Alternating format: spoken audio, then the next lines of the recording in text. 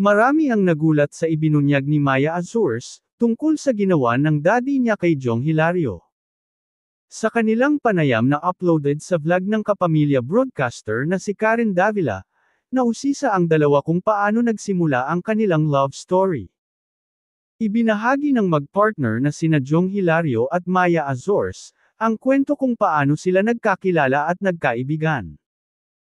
Kwento ni Maya, hindi talaga niya kilala noon si Jong Hilario, na member ng Street Boys lalo na't hindi naman niya kapanahunan ng sumikat ang boy group.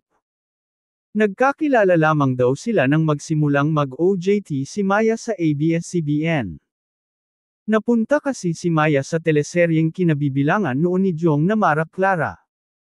Ani Maya, I was always with my parents, I was so sheltered. Nilagay ako sa all-girls school.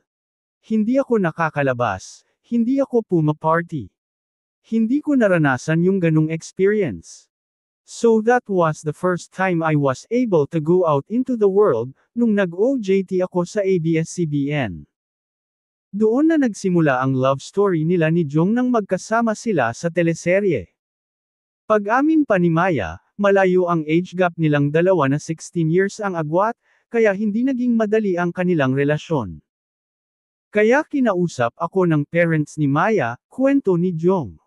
Pina-lawyer pa ni Daddy yan, dugtong pa ni Maya. As in surveillance ako, chika pa ni Jong. Umabot pa nga raw sila sa puntong pinaghihiwalay sila ng tatay ni Maya. Nagdesisyon pa nga ang ina ni Maya na magstay kasama niya, habang nasa Manila para mabantayan ito kay Jong. Ngunit sa kabila nito ay mas napatunayan ng dalawa ang kanilang pagmamahal sa isa't isa. Sa ngayon ay may isang anak na sina Jong at Maya na si Serena. Kasalukuyang nakatira ang mag-asawa, sa building na pagmamay-ari ng ama ng actor-politician na ipinakita rin nila sa vlog ni Karen Davila.